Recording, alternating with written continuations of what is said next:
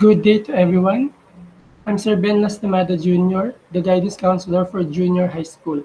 And today we're going to discuss about mental health, adapting to the new normal, and reducing stigma during the pandemic. So allow me to share my screen.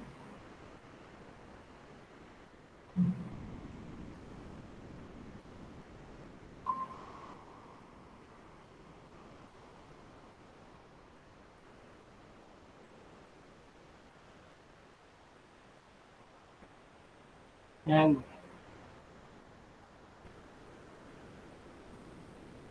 okay, so first, let's discuss what mental health is. So, mental health is a state of well being in which an individual realizes their own abilities, copes with the normal stresses of life, and works productively and contributes to the community.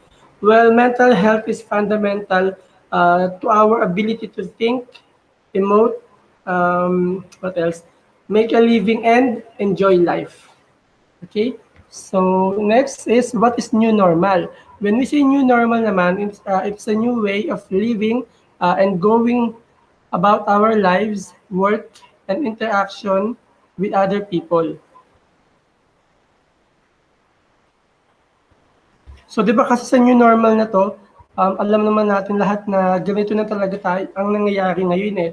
So, ano ba yung mga new normal na pangyayari sa atin? Like for instance, hindi ka na pwedeng lumabas ng walang mask, o hindi ka na pwedeng lumabas ng walang face shield. Okay? So, I just hope na at this point in time, kayong mga bata, andyan pa rin sa bahay niyo at hindi kayo lumalabas. Hindi mo na kayo nakikipaglaro sa labas physically kasi mahirap ng mahawa at mahirap din yung makahawa ka ng iba.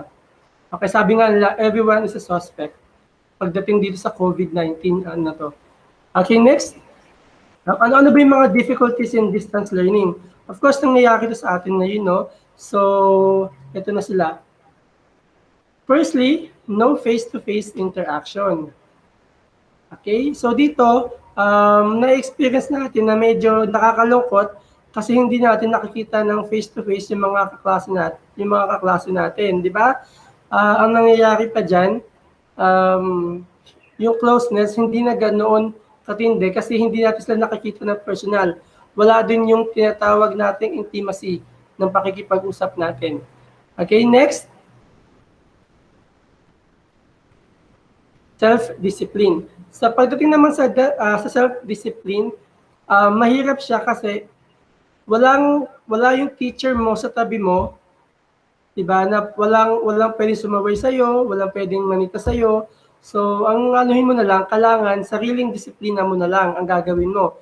Habang nag-aaral ka, habang nakaharap ka sa monitor mo, dapat hindi ka kung saan nakahiga, 'di ba? Dapat ituring mo yung online learning na to o online class na to na parang classroom setting din na dapat formal kang nakaupo, yung mga ganon. Okay, next. Technical problems. Okay, so dito, alam naman natin na ang Pilipinas ay isa sa pinaka-busy na bansa pagdating sa social media, pinaka-active, di ba? Pero hindi rin kaila sa atin na ang Pilipinas din ay isa na may pinakamabagal na internet provider sa Pilipinas. So, yun yung isa sa mga dilema natin noon pa bago magsimula pa tong distance learning na to. Kasi nga, hindi natin alam kung makaka-survive tayo gamit lang yung technology. Nandiyan kasi yung mga pagkakataon na um, yung teacher mo nagsasalita pa, pero ikaw wala na palang connection. So hindi mo na naintindihan kung ano yung sinabi ng teacher mo. Tama? Nandiyan din yung mga pagkakataon na pag nag-recite ka, bigla-bigla ka mawawala, mga ganun. O kaya si teacher mismo yung nawala. So yun yung isa sa pinakamahirap na ano natin, na pinakaharap pagdating sa distance learning. Okay, and alam din naman natin lahat na hindi lahat na may cellphone, hindi lahat sa atin may computer. So yun yung ano natin, problema natin. Okay, next is distractions. Pagdating naman sa distractions, ang problema natin dito, ang mahirap dito is kung nag-aaral ka ng maayos dito, tapos sa likod mo may mga distractions. Like for instance, bigla kang inutusan ng nanay mo kasi kulang ng mantika sa labas, di ba? O kaya ang nangyari diyan is ano, yung kapatid mong maliit pa, bigla na lang pumasok sa tabi mo, bigla na lang sumingit, tapos bigla na lang umiyak. Okay? So yun yung mga problema sa distractions natin. Okay, minsan din distraction din natin yung nag-online learning ka tapos biglang may magpapatugtog ng malakas, 'di ba? May magkakaraoke. Kaya nga pinagbawal na yung karaoke ngayon sa panahon ngayon. Tapos yung mga TV, 'di ba? Isa din sa mga distraction. Baka mamaya ikaw nag-aaral ka na mabuti tapos sa likod mo may nanonood ng TV. Yan. So, one of the distractions din yan. Okay? Now, how to succeed in distance learning classes? So, may mga paraan naman para magtagumpay tayo sa distance learning classes. So, ito yung mga yon. Una, time management. Okay. So, ito, mahalaga ito sa lahat ng estudyante. Bakit? Kasi dito natin malalaman kung gaano kagaling humawak ng oras mo or mag-time management. For instance, kapag may mga assignments sa teachers, yung mga teachers natin, ang gagawin natin, dapat i-limit natin yung time natin. Okay? I-limit natin yung time natin sa Facebook or sa social media.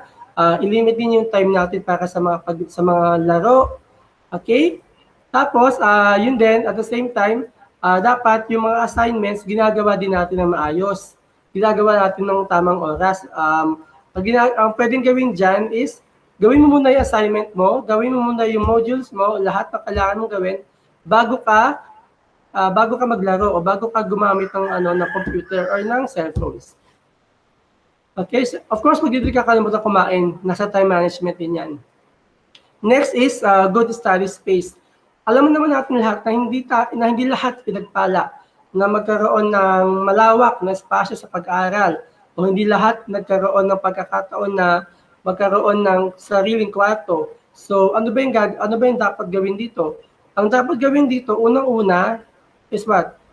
Find a place lang. Kahit na maliit na space lang, ang mahalaga lang naman kasi, conducive siya, may magandang hangin, okay? Tapos, ang ibig sabihin ng magandang hangin, yung ventilation niya, okay? Para hindi ka naman pagpawisan. Diba? Para pagdating ng hindi ka nakafocus sa kung pawis ka na. Nakafocus ka doon sa pag-aaral mo. Okay, next, take breaks. So kapag ikaw sobrang na-stress ka na sa mga nangyayari sa buhay mo, pwede ka naman mag-take ng break. Diba? Kapag sobrang hindi mo na alam kung anong gagawin mo, na-overwhelmed ka na sa trabaho, sa mga workloads mo, assignments, ang gawin mo, pahinga ka muna saglit. Diba? So, inom ka ng tubig, merienda ka din, kailangan din yan. Kailangan mo din minsan na hindi pwedeng nakatuto ka lagi sa screen ng ng computer mo. Pwede din na ilayo mo saglit yung yung mata mo. Iiwas mo ng ganito. So, bilang ka ng 20 seconds or ng 30 seconds. Yan, tapos bilang ka ng ganyan.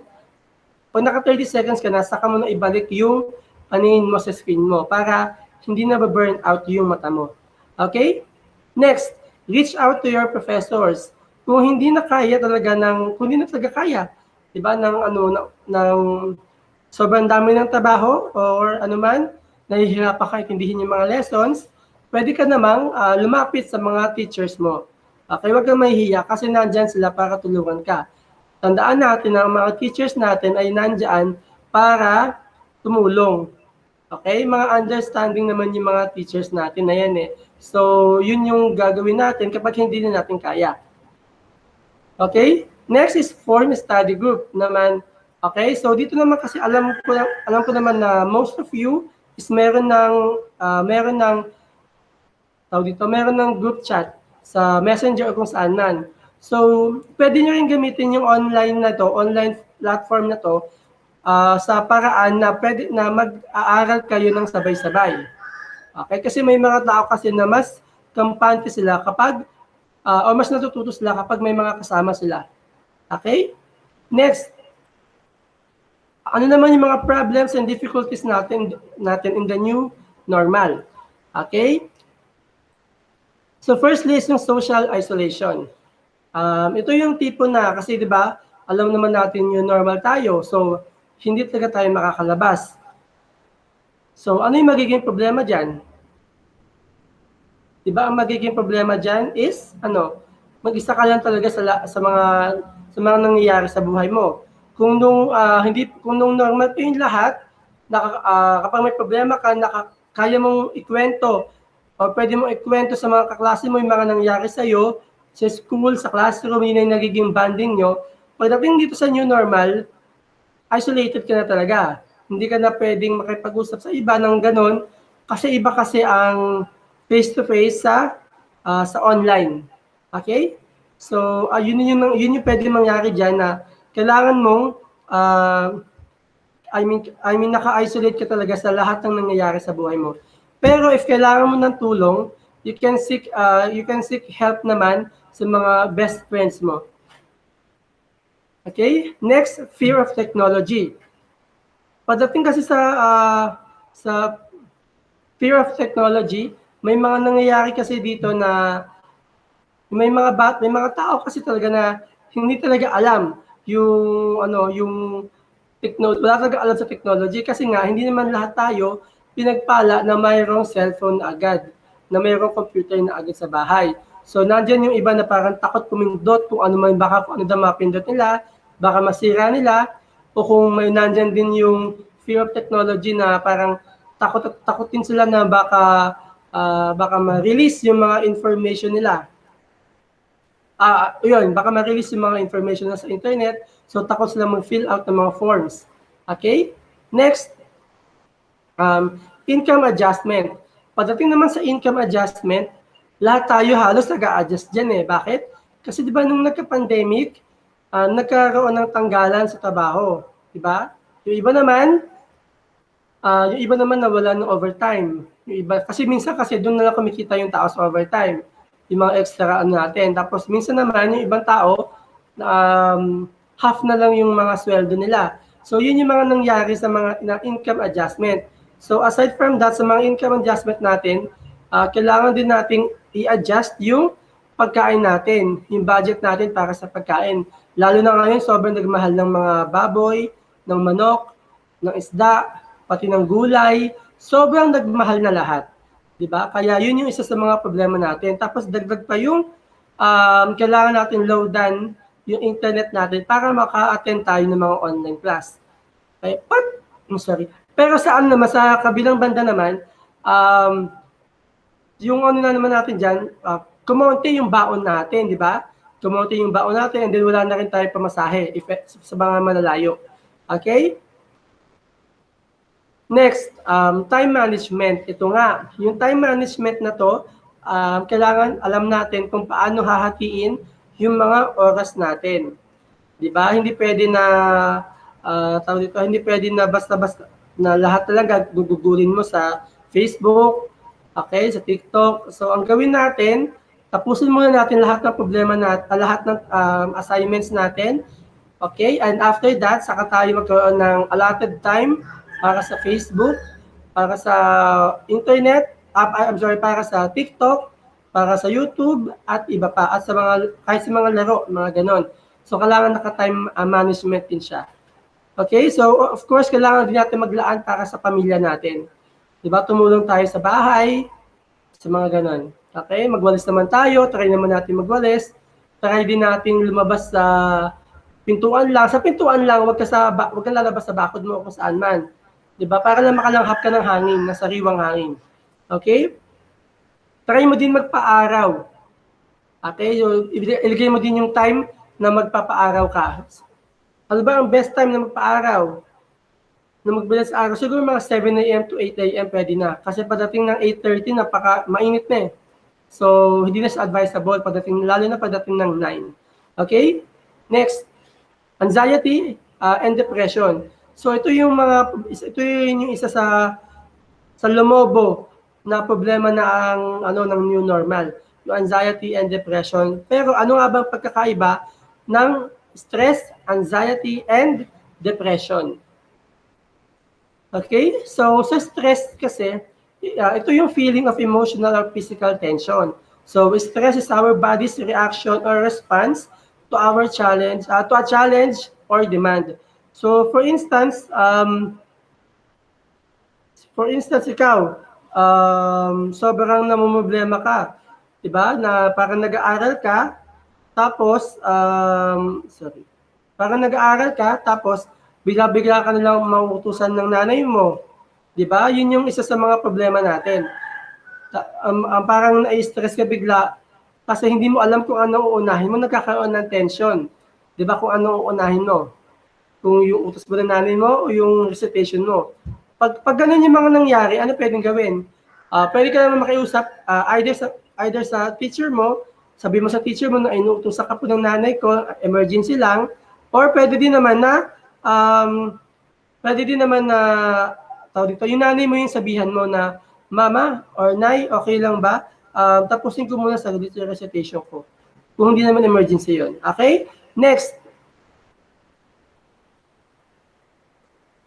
anxiety. Pag sinabi naman natin anxiety, it is uneasiness of the mind caused by fear or worry. So ano naman ginagawa ng anxiety na to? Dito sa anxiety na to, ito yung tipong, for example, malapit na mag-exam, di ba? So ang mangyayari sa'yo, nagkakaroon ka na ng test anxiety. Hindi mo na alam kung anong gagawin mo kasi hindi ka pa nakakapag-aral. O kung nakapag-aral ka man, nagka-anxious ka sa nangyayari sa'yo kasi hindi mo alam kung papasa ka ba. Lalo na kung isa ka sa mga grade conscious. Okay, so doon madalas nagkakaroon ng anxiety. Okay, next, depression. Pagdating naman sa depression, it is an intense feelings of sadness and or a loss of interest in activities you once enjoyed. So dito naman kasi sa depression na to, ito yung mga bigla-bigla ka na lang mawawalan ng gana sa buhay, yung mga ganon. But ito lang ang mahalagang dito, mahalagang dapat tandaan natin, ang depression hindi siya biro, okay? At wag niyo sasabihin na depressed ako, nade-depress ako kasi kung ano man nangyayari sa buhay mo. Okay, like for instance, nanood ka ng K-drama o ng cartoon tapos namatay yung bida o may namatay na character. Sabi mo depressed ako kasi namatay si si Sasuke, mga ganon. So hindi pwede 'yon, okay? Ang depression kasi madaming factors 'yan na dapat diagnose ka ng professional. Hindi pwedeng ikaw lang yung magdi-diagnose sa sarili mo na depressed ka. Again, dapat diagnose siya ng isang professionals. Okay? So ano-ano nga ba yung mga red flags ng depression? Ito yung mga symptoms ng depression. Okay? So sa ganitong paraan, pag ito nararamdaman niyo na, pag may mga symptoms na kayo ng ganito, ang gawin nyo, talk to a health worker or any psychologist or clinical psychologist or psychiatrist. Okay, so yun yung magandang gawin para hindi na lumala yung yung depression nyo. Okay? So, ito. Una, sad or irritable mood. So ito yung tipo na bigla-bigla ka na lang nalulungkot nang hindi mo alam kung bakit. O kung may mga pangyayari man na nakakapalungkot sa iyo, actually kasi ang sabi nila, ang tao daw kaya lang niyang umiyak o malungkot ng maiksing oras lang. Okay, pag tumagal ka doon sa pag tumagal ka pa na masyado na matagal yung sadness mo, baka may problema ka na. Okay? Next is restlessness or agitation. So, paano naman to? Ito yung tipo na hindi ka mapalagay sa kung ano yung nangyayari sa'yo. Wala lang, mayroon din na parang hindi ka lang talaga mapalagay sa mga nangyayari sa buhay mo. O wala ka lang dahilan, hindi ka lang talaga mapalagay. So, pag may mga ganun pangyayari, maybe it's already sign of depression. Okay? Feelings of worthlessness or guilt. Ito yung tipo na feeling mo wala ka ng silbi sa mundo, na feeling mo lahat ng ginagawa mo parang wala naman na, parang hindi ka na nag-i-exist. Okay? So, next is loss of energy. Sa loss of energy kasi, dito ang ginagawa naman nila is, ito yung tipong wala ka ng, parang, wala kang lakas, na parang nanghihina ka lang, ng mga ganun na hindi mo alam kung bakit. Okay? Next, trouble concentrating or making decisions. Pag depressed ka kasi, usually napakadami mong problema. Diba? So, minsan nagkakaroon ka ng problema na parang hindi mo ma-explain o hindi ka makapag-concentrate sa nangyayari sa iyo. Okay? Yun.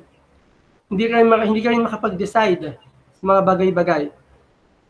Okay, next is loss of interest in favorite activities.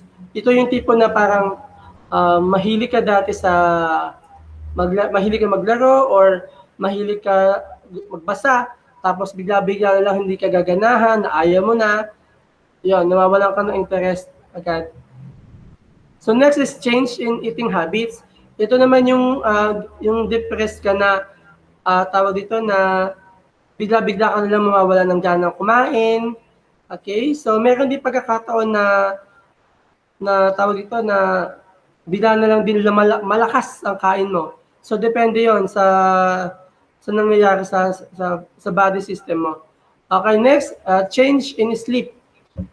Ito naman yung tipo na bigla ka na lang matutulog sa umaga, or kulang minsan yung tulog mo, or hindi ka natutulog sa gabi, yung mga ganon, change in sleep. Pwede siya mag-cause ng depression din talaga. Next is self-injury. Sa self-injury naman, ito yung mga naglalaslas. Okay, so kapag may naglaslas ng mga ganyan, anong gagawin? So, kasi may mga natanong kasi ako na bakit sila naglalaslas. Ang sabi nila, yun daw kasi doon lang nila nararamdaman na nag-exist pa sila pag nakakaramdam sila ng sakit. Kaya tulad nga na sinabi natin, sa feeling of worthlessness, feeling nila hindi na sila nag-exist. Na parang wala na silang silbi sa lipunan. Okay? So next is thoughts of suicide. Ito yung laging na sinasabi na gusto ko na mamatay, papakamatay ako, yung mga ganon. So kapag may mga ganong pangyayari, huwag nating babaliwalain.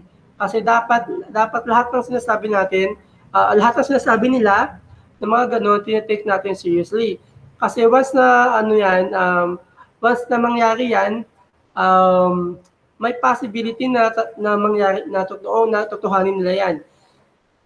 Okay, so itong mga symptoms of depression na to, pag naramdaman mo na to, pag naramdaman mo itong mga to, pwede ka magpakonsulta sa ating mga health workers or sa ating mga guidance teachers or mga guidance counselors or mga psychiatrists. Okay? O clinical psychologist. Kailangan natin ng help. Okay, if ever naman na walang ganyan, mamaya may ipa-flash akong mga numbers at saka yung mga pwede nyo i-contact sa Facebook or Messenger. Okay? Next.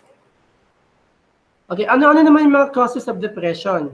So, of course, una-una, pwede yung mga na-abuse ka. Pwede kang physically abused, mentally abused, or emotionally abused ng kahit sino, yung mga nabubuli. Di ba? So, usually kasi yung mga nabubuli, nagkakaroon sila ng depression.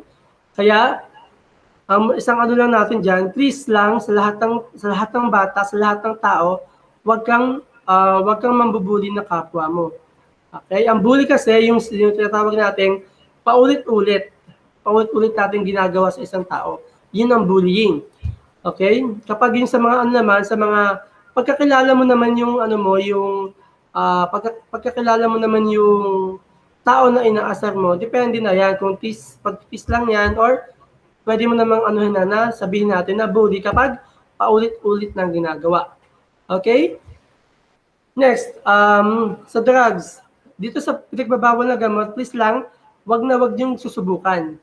Okay? Kasi masasira ang buhay niyo talaga dito. Kahit katiting sa isip nyo, alisin nyo yung thought na gusto nyo subukan to. Kasi once na subukan nyo to, pwede nang masira, magsisimula na din na masira ang buhay nyo. Okay, next is stress. Of course, pag stress tayo, pag nasobrahan na tayo sa stress, pwedeng mangyari yan. Pwede tayo maging depressed, okay? Or pwede siya mag-cause ng tinatawag natin na depression. Okay? So ano pa? Sa genetics, of course, pwede din siya. Okay? Pwede din biological yung pagkakaroon ng depression. Napatunayan na yan eh. So yung mga napatunayan na yung mga ganyan na pwede talaga siyang biological. Okay, next is death or loss of someone you dear. Okay, so ito yung, halimbawa, nawalan ka ng mahal sa buhay, nawalan ka ng kung sino man yung mga ano mo, di ba? So pwede siya mag-cause of depression. So may mga coping mechanism tayo na tinatawag na pagdating na panahon, later on, ma-experience nyo yon na kung paano magkaroon tayo ng coping mechanism. Okay? So, ma-explain sa inyo yon. Okay, next is traumatic experience. Pag nagkaroon tayo ng mga traumatic experiences, pwede din siya mag-cause ng depression. Okay, halimbawa, muntik ka ng ano ba yung mga traumatic experience? Yung mga, basta yung mga, halimbawa, muntik ka ng mabudol, di ba? Yung mga ganon, muntik ka ng makidnap, yung mga traumatic experience sa pangyayaring yon. Okay, next is personal problems. Pag may personal problems ka, pwede din siya mag-cause ng depression, lalo na kung hindi mo nailalabas o hindi ka nakikipag-usap sa iba. Okay, so I would suggest na try to find someone na kaya mo kausapin or pwede mong pagsabihan ng mga problema mo. Just make sure na yung taong yon is talagang concern sa'yo. Paano mo malalaman na concern sa'yo? Siyempre, dapat kakilala mo na siya na matagal na. Unless na lang kung ang gusto mong kausapin is yung mga counselor or mga guidance teacher or yung mga psychologist or psychiatrist, kaming mga health workers, may trained naman kami, well-trained naman kami na hindi pwedeng ipagsabi o ipagkalat lahat ng information na bibigay niyo sa amin o sasabihin niyo sa amin. Makakaasa kayo na walang kahit na anong lalabas sa kahit na sino. Okay? Next is depression. Sabi nga nila, 'di ba? Ito yung quote sa depression. Ang depression ay parang sipon. Kapag hindi ginamot, pwedeng lumala. Okay? At ang pinakamalalang karamdaman ay pwedeng magdulot ng suicide. Okay, so paano nga ba manggagamot ang depression? Okay, o paano ba ito ma-avoid? Kapag meron na kasing depression, pwede ka na consult sa mga health workers talaga. Pero para maiwasan naman ang depression, di ba sabi nga nila, prevention is better than cure. Okay, ngayon, paano naman natin ma-avoid itong depression na to? Unang-una, you have to exercise regularly. Kasi dapat physically healthy ka din. Okay, so dapat din mentally healthy ka aside from that. Pero yung sa physical health kasi, dapat nagbabanat ka din ng mga buto-buto, yung mga ganyan. So kahit ng siguro mga 10 minutes, 5 minutes a day or every other day, walang problema doon. Basta mahalaga, nakakapag-exercise ka kahit paano. Okay?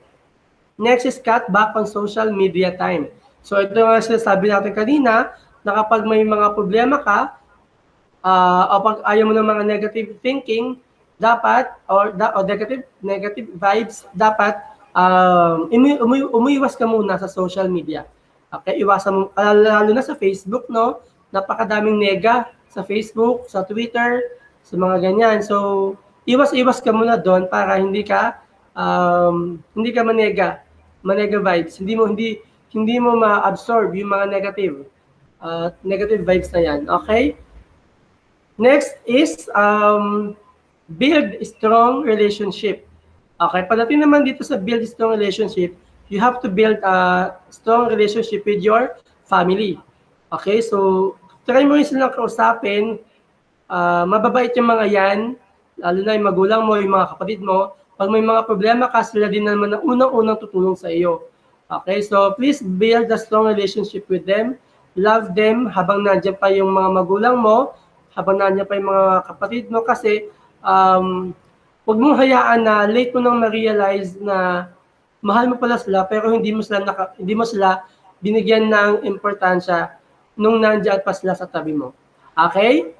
So next is you have to reduce stress. So yun nga, tulad ng sinasabi natin, tanggalin mo yung mga taong tanggalin mo yung mga tao, yung mga bagay na nakapagpa-stress sa'yo. So ano-ano nga ba yung mga nakapag-stress sa'yo? Kung sakaling yung pag-aaral man, isipin mo pag-aaral man nakakapagpa-stress sa'yo, isipin mo yung future mo. Okay, wag mo isipin yung pag-aaral mo as your stressor. Isipin mo yung pag-aaral mo as ang tawag doon, yung parang fund or fundamental para sa magandang future mo. Okay? Next, get plenty of sleep. Sa get plenty of sleep naman, dapat natutulog kayo ng 8 hours to 10 hours per day, di ba? Pero huwag kayong matutulog naman ng mga alas 12 ng madaling araw, tapos doon yung pala bibilangan yung 8 hours nyo or 10 hours nyo. Dapat natutulog kayo ng 8 o'clock or 9 o'clock ng gabi, tapos saka kayo gigising ng umaga ng 6 or 7 para makapagpa-araw din kayo. Kasi kapag ganyan, get plenty of sleep, dapat maganda rin yung daloy ng tulog mo. Okay? Next, stay away from toxic people. Yun nga, kapag may mga toxic people, umiwas tayo sa kanila. Kung ang toxic people natin, mga toxic friends natin sa Facebook na kung ano-ano yung pinopost regarding sa mga problema, umiwas tayo doon. Okay, iwasan natin yun para walang negative vibes o negative thinking na pumapasok sa'yo. Okay, next is eat well. Pagdating sa eat well naman, dapat kumain tayo ng masustansya at kumain tayo ng tama.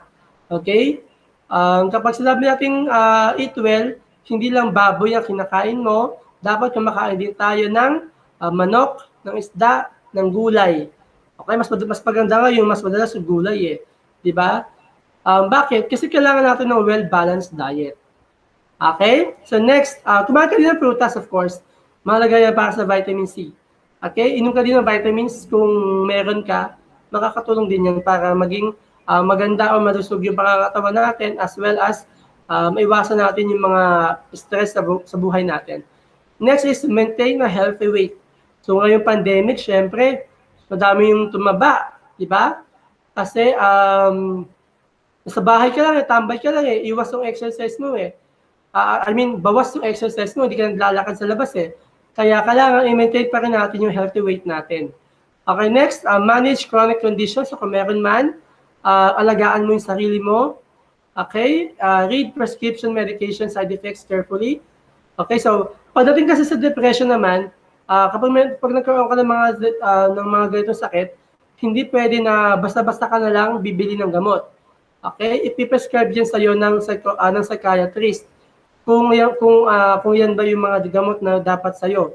Okay? Pagdating naman sa mga antibiotics, hindi kayo dapat basta-basta umiinom yan. Kasi dapat, kinukonsulta mo muna yung doktor mo kung ang sakit mo is caused by ng bacteria o ng virus. Okay? Kasi usually pag virus, hindi siya ganun kadaling matanggal.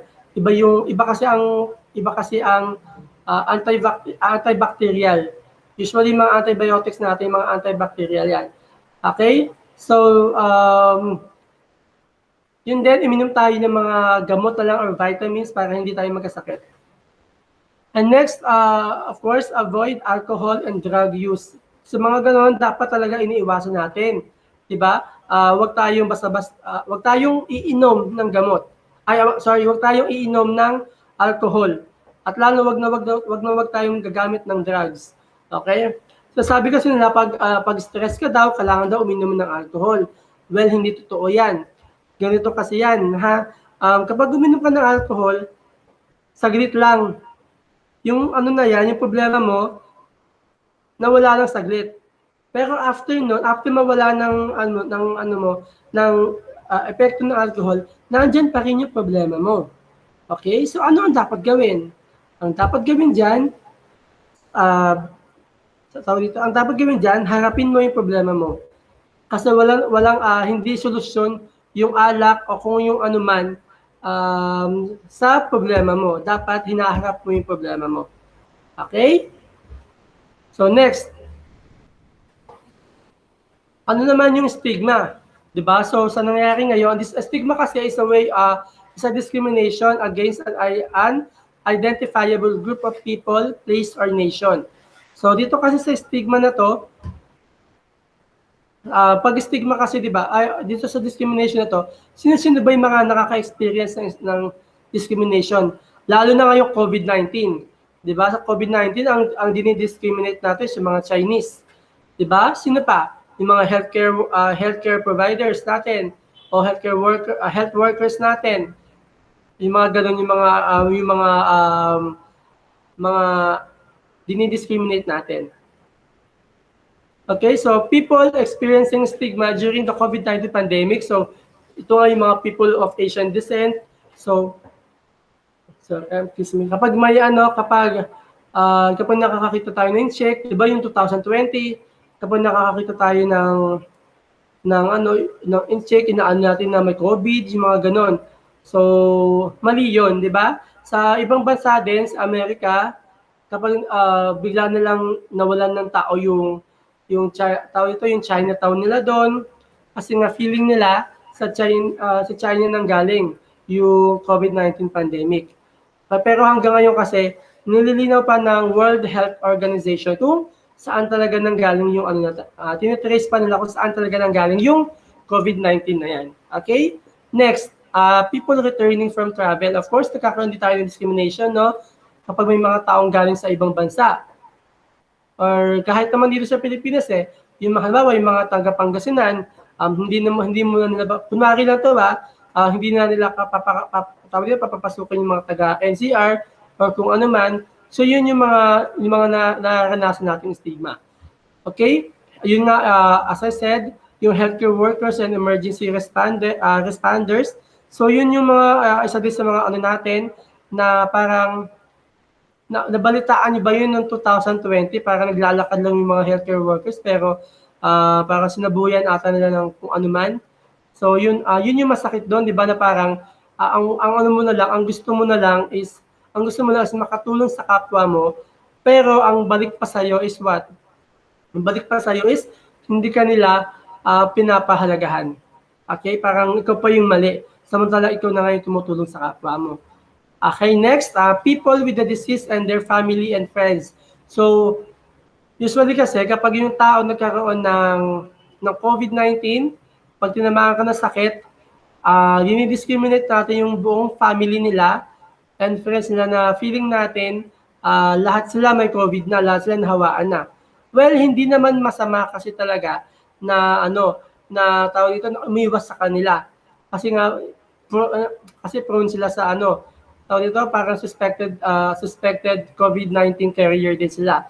Pero wag naman natin silang i-discriminate. Pwede pa rin natin silang kausapin, 'di ba?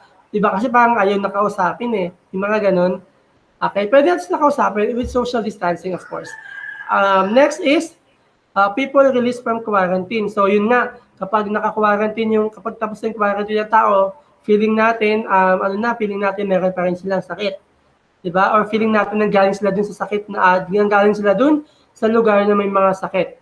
So yun yung one of the stigmas din. And then of course, people who have underlying health conditions that cause a cough.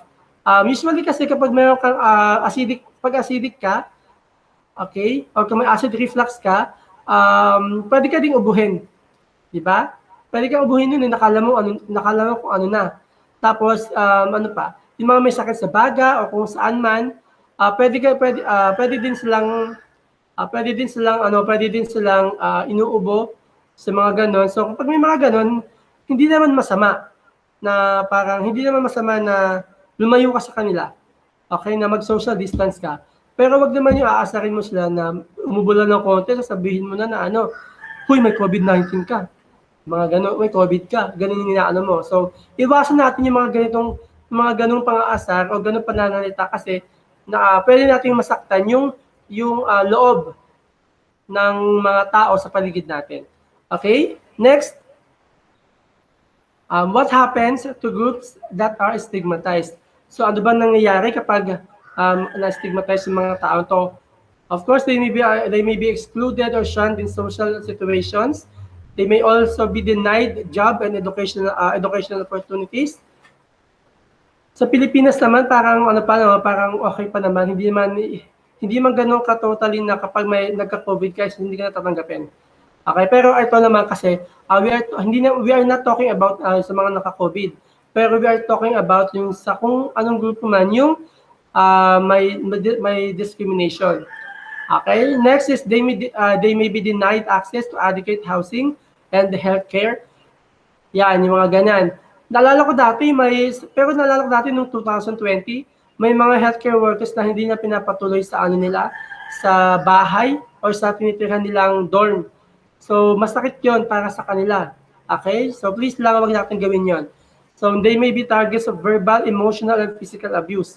Yun nga, kung ano-ano yung mga sinashare natin sa social media, o yung mga kung ano man na pinagchichismisan natin na sabihin natin na healthcare yan, hindi natin sure, baka mamaya may sakit yan, may COVID yan. So, iwasan natin yung mga ganun. Okay? So next, what can we do to reduce the COVID-19 stigma? So of course, ang pinakamahalaga natin dyan is education. Tatandaan natin na education is the key to everything. Diba? So when education helps dispel harmful stereotyping. Okay, so unang-una, getting facts about COVID-19 from reputable sources. Diba? Ito nga yung kapag may mga updates sa COVID-19, so dapat nakikinig lang tayo doon sa talagang sa talagang official na ano natin na nagko-control nag-update noon. So anong agency ba 'yon? So nandiyan yung World Health Organization. 'Di ba? Sa ano din sa Pilipinas naman nandiyan yung Department of Health. Okay, so next is speaking up if you hear or see inaccurate statements about COVID-19 and certain people or groups. So kapag may mga narinig kayong mga mali, huwag niyo basta-basta paniwalaan, di ba? For instance, may nasabi na, may magla-lockdown daw dito. Ganun, ang sasabihin nyo, wala pang binabalitang ganyan. Antayin muna natin yung balita yung balita from our local government, okay? I'm sure naman dito si Mayor Joy Belmonte talagang active sila pagdating sa mga updated sila sa mga ganito. Pati din naman yung ibang mayors natin. Okay, next is reaching out to people who may feel stigmatized. So, yun mga ganito. Kausapin natin yung mga tao with social distancing, of course. Magtanong tayo kung ano ba yung pwede natin gawin sa kanila kasi yung mga ganyan kasi na-experience nila na parang pwede silang ma-stress eh. Nakaka-stress yung mga ganyan. Okay? So, ang gawin natin, iparamdam natin sa kanila na hindi natin sila dinidiscriminate. Okay? So next, showing support for healthcare workers and others who are caring for people with COVID-19. So thank them for their work and share positive messages on social media. So pag mga ganito naman, of course, kailangan din natin suportahan yung mga healthcare workers natin. Imbes na kutsain natin sila, bakit hindi tayo magpasalamat na tumutulong silang labanan itong COVID-19 na to? Kung hindi dahil sa kanila, hindi tayo madami ng tao ang namatay, 'di ba? Although madami naman talaga namatay, pero dahil sa kanila naiwasan yung pagdami pa ng mamamatay. So, yun yung isang dapat natin ipagpasalamat sa mga healthcare workers natin. Okay, next, showing support for and thanking all who continue their essential jobs to help you and your community, such as police officers, bus drivers, grocery store clerks, food bank workers, and delivery people. Okay, so sa mga ganito, kailangan nating suportahan at pasalamatan lahat ng mga workers natin o lahat ng mga essential job workers natin na patuloy na lumalaban o tumutulong para magkaroon tayo ng maginhawang buhay. 'Di ba? For example, yung mga grocery store clerks or yung mga natitinda sa palengke, kailangan magpasalamat tayo sa kanila. Kasi kung hindi dahil sa kanila, magugutom tayo. Hindi na tayo makakabili ng kung ano-ano man, 'di ba? Hindi tayo makakabili ng gulay, ng butas o kahit ng ano man. Dapat din magpasalamat din tayo sa mga pharmacists natin, at saka sa mga pharmacy natin. Kasi kung hindi dahil sa kanila, hindi pa rin tayo makakabili ng mga gamot, 'di ba? Ng mga vitamins. So dapat din magpasalamat din tayo sa mga teachers natin kasi pinagpapatuloy nila yung yung education, 'di ba, na hindi sila humihinto sa pagpapaaral, hindi sila humihinto sa pagtuturo sa inyo ng ng mga magagandang bagay o ng mga information na talaga naman makakatulong sa future natin. Dapat din natin pasalamatan yung mga bus drivers natin kasi mga bus or kahit na sinong driver, kasi kung hindi dahil sa kanila, hindi makakapasok yung mga natin, yung mga nagtatrabaho sa atin. Okay? Kailangan din natin pasalamatan yung mga delivery people, pati yung mga nagbabasura. Kasi kung hindi dahil sa kanila, sobrang babaho na yung paligid natin kasi walang nagbabasura. Imagine, COVID-19, pero nandiyan pa rin sila, nangongolekta sila ng basura. Pati yung mga guards, kailangan natin pasalamatan. Kasi ang dami nilang, nagbabanda sila kahit delikado, kahit risk sila, di ba, nasa COVID-19 o sa sakit. So lahat ng tao kailangan nating suportahan, kailangan nating pasalamatan. Please share positive vibes. Okay? Wag tayong magnega. Ang kailangan natin ngayon is yung mga positive messages, positive quotes. Yun yung mga kailangan natin. Okay? Hindi natin kailangan ng mga negative. Kapag may mga negative, iwasan natin na muna yon. Okay. So, ito naman yung mga helpful ways on how to take care of our mental health during the pandemic. So, ito na nga. Tulad na sinabi natin, it is normal to feel sad, stressed, confused, scared, or angry during a crisis. Ito yung simula ng 2020, yung pandemic, sobrang dami na na-stress, sobrang dami na na-confused. 'Di ba? Ang gawin, normal na pangyayari 'yon. Pero ang gawin natin, kailangan kausapin natin yung mga tao or hintayin natin yung announcement ng mga tao na talagang may alam doon sa mga emergency situations na 'yon. Okay? So kausapin din natin yung pamilya natin. Yung pamilya natin regarding sa mga problema or kung ano man yung mga updates na pwede nilang maibigay sa inyo. Okay, next, kung kailangan mo mag-stay at home, maintain a healthy lifestyles. So, yun nga, kamain tayo ng gulay, kailangan natin ng proper diet, exercise, tamang tulog, and social, kailangan din natin makipag-socialize online sa mga kaibigan natin, sa pamilya natin. Okay, para nandun pa rin yung closeness nyo. Okay, next, don't use smoke, alcohol, or other drugs to deal with your emotions. Yan. So if you feel overwhelmed, talk to a health worker or counselor. Pwede din kayo makipag-usap sa mga psychologist, psychiatrist, and pwede din tayo mag-reach out sa mga different agencies natin sa Facebook or Messenger. Make sure lang na walang bayad dyan. Meron naman na walang bayad eh. Okay, next, get the facts. So alamin natin kung ano nga ba yung totoo sa mga nangyayari sa atin, yung mga accurate na nangyayari. Okay, next is limit worry and agitation by lessening the time you and your family spend watching or listening to media coverage that you perceive as upsetting. So kung na-stress ka sa palabas na to, sa mga balita, usually kasi kapag mga balita, hindi natin maiiwasan, di ba? Pwedeng hindi tayo manood ng balita, maki-update lang tayo sa mga talagang positive vibes. Pero if ever naman na hindi natin maiiwasan na magkaroon ng ganitong balita na masama, make it to the point na lang na parang sabihin mo na lang sa sarili mo na matatapos din to.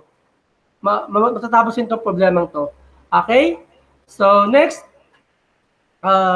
kapag may mga ano din kayo, pag may mga extra time, yung mga ganon, try nyo gumawa ng something na productive. Pwede tayong magtanim, sabi nga ni Senator Villar, pwede natin itry magtanim na. Okay, natuto pa kayo at nagkaroon pa kayo ng ng halaman. Pwede din kayo magtanim ng mga gulay-gulay para hindi na kayo kailangan bumili sa palengke. Sa amin sa bahay meron na kaming sili kasi mahal ng sili eh. So nagtanim din kami ng saluyot at saka ng ano nga ba yung gumagapang? Yung tawag dito? Alugbati. Yun, nagtanim na kami ng mga ganon. Okay? So kayo, if ever naman na, pwede mo sa paso lang eh. Kung wala kayong lupa, pwede kayo sa paso. Kaya sa paso, nakatulong pa kayo sa environment. Diba?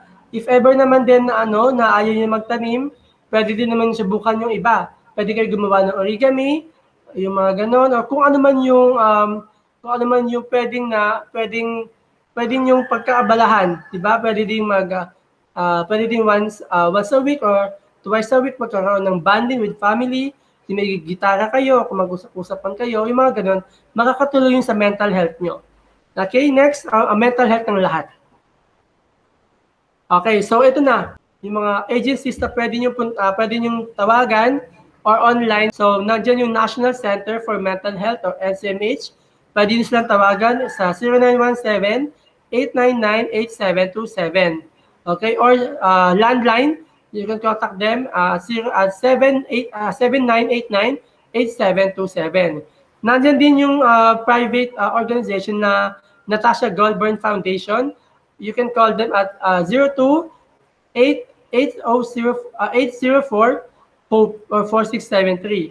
Or you can call them naman sa mobile number with 0917-558-HOPE. Or you can call them at 2919 for Globe and TM subscribers.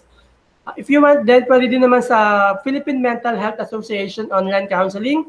So magpa-schedule lang sa kanila. So you just have to get in touch with them via Facebook or Messenger. Okay? Through pmhacds@gmail.com. Or you can call them at 0917-565-2036. Okay? So, if kailangan nyo naman ng immediate na makakausap, na wala kayong makakausap na friends, pwede nyo di-contactin yung mga guidance teachers nyo. I'm sure kilala niyo naman sila. And pwede din na i-message nyo ako sa aking messenger account. I'm Ben Lastimada Jr. RGC. Okay, yun yung i-message nyong account. Okay? So, para sa ating last words, okay, communicate. Okay, even it is uncomfortable or uneasy, one of the best ways to heal is simply getting everything out. So kung ano man yung problema nyo, if ever na-stress kayo or may anxiety kayo or anxious kayo, makipag-communicate lang kayo sa mga taong malapit sa inyo o yung mga taong pinagkakatiwalaan nyo. Kasi minsan ang kailangan lang natin is yung mga taong nakikinig sa atin, okay na tayo doon. Okay, so if ever na may mga concerns kayo, don't hesitate to ask me or yung mga guidance teachers natin. We are always here for you. Yung mga teachers nyo din, they are always there for you, willing to help you in any way.